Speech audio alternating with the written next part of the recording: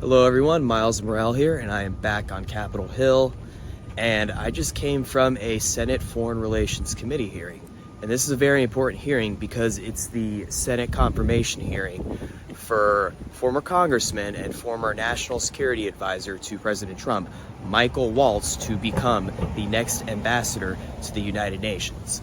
Michael Walt was removed from his post as National Security Advisor just a few months ago due to his involvement in the so-called Signalgate scandal, which was a scandal back in March involving various national security leaders where they were conversing in a Signal group chat, and a journalist supposedly was accidentally added to the group chat, and national security secrets as well as military plans that were classified were leaked by the journalists, and this caused uproar and eventually led to Waltz losing his role as National Security Advisor. But he was then subsequently appointed as the UN ambassador, and due to the Signalgate scandal, he's likely going to face a tough confirmation process in the Senate. But I just came from Senate Foreign Relations. They're currently in the process of confirming Waltz as the next ambassador to the UN, but until then, stay tuned for more details.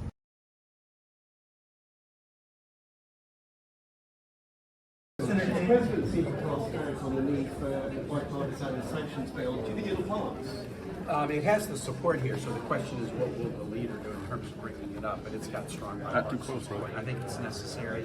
I think it's a well-done bill. I applaud Senators Graham and Blumenthal for leading the effort, and I'm glad to support it. What about giving Putin 50 days? Well, first off, I had a trip to Europe about 3 months ago, and what we talked to the European leaders about was the fact that they need to, do their part, and it's happening. And every leader I talked to was supportive of what's happening in Ukraine, and I'm glad the European Union and the members are showing up and putting their money up in supporting Ukraine. What do you think about the 50 days that the President has given Putin before? I don't know why he gave him that many days. We all know who Putin is. Putin doesn't want peace. From my standpoint, I think Trump's being very generous.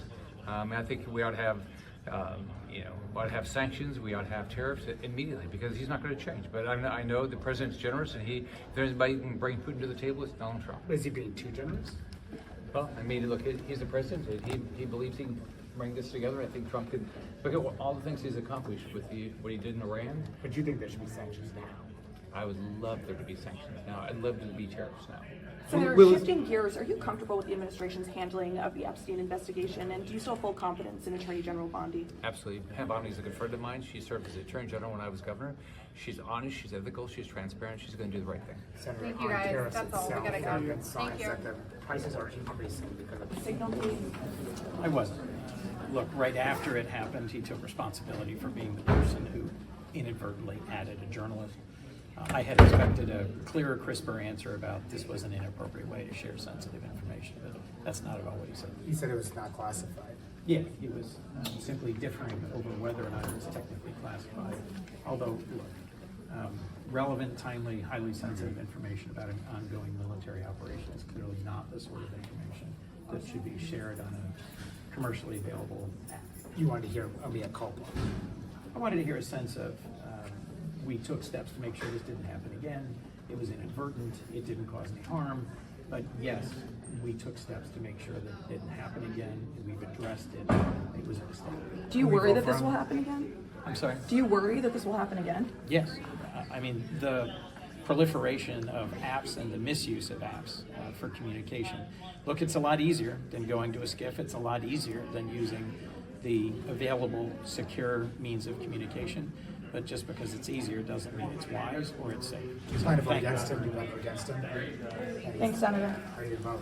A role in the Army, in the House, as National Security Advisor, you have long handled classified and highly sensitive information.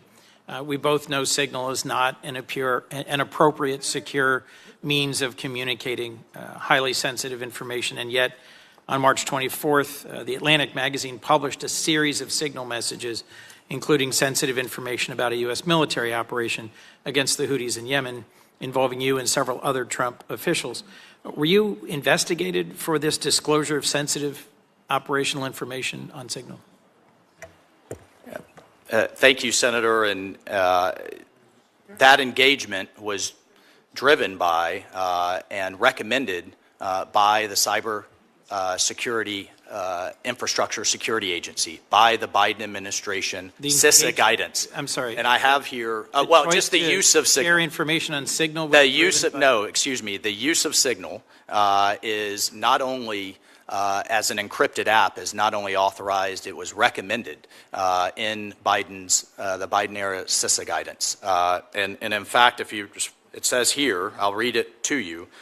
Use only end-to-end encrypted communications. Adopt a free messaging application to secure communications that guarantees end-to-end encryption, particularly if you are a highly targeted individual, such as Signal or similar apps.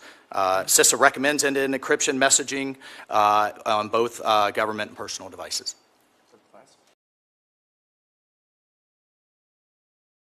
For sensitive military Of operational course, information. Senator. There was no classified information exchange.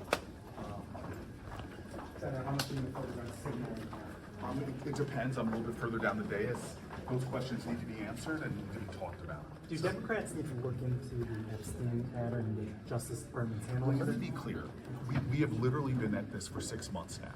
The administration has been doing things that have been so outrageous that the constitutional framers wanted us to check, balance, give oversight. But time and time again, Republicans have done nothing. So whether it's Signalgate, whether it's what's happening at the Justice Department in relation to this matter, or so many things, we are not giving oversight to the executive. And that means we're surrendering our constitutional power, and he is becoming more and more authoritarian in his actions. This legislative branch has got to do its job, and I'm very frustrated that we're not having substantive hearings on matters of urgent need and concern. Should there be an investigation or hearings into the Epstein matter? There should have been hearings into the Signalgate issue. There should have been hearings into the Justice Department's handling of these issues. I think there should be a lot of things that we should be doing, from tariff policy all the way to serious breaches of national security. What do you need to hear from Mike Walt today to sort of assure you that this Signalgate issue is not going to happen again? There are basic questions that have not been answered, like how often were they using Signal, this commercial platform, to discuss classified information? We don't have basic answers to understand what the vulnerabilities here or what the challenges have been in terms of national security threats. Remember, this is the party that had dozens and dozens of hearings about Hillary Clinton's emails. This is the party that manufactured so much outrage over small things, and yet when it comes to this Signalgate, where literally you had a member of the press being included on things with classified information, that we haven't had one hearing. The hypocrisy of this party right now, the Republican Party right now, is outrageous. And Donald Trump is doing things without any oversight, without any check and balance. That is dangerous for our democracy, regardless of what your party is. This is so contrary to our constitutional design and undermines what is every American should demand, which is good governance.